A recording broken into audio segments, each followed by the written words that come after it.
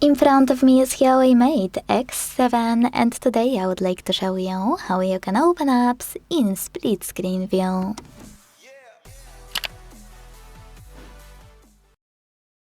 Begin by selecting an app you wanna use in this view and launching it in the background, like that.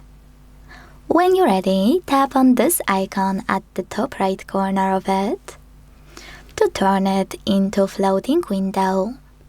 Now, to use two apps in split screen, tap on the second one. Then hold this line at the top of your window and drag it all the way up. To the left or to the right.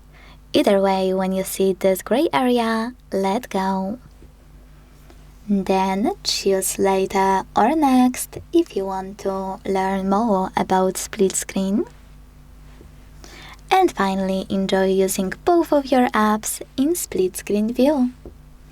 If you want to go back to the standard one, you can either swipe both apps in the background, or to still use one of them, hold those three dots in the middle and drag it all the way to the right or to the left. Then let go. Thanks so much for watching. If you enjoyed this video, leave a like, comment and subscribe. Bye!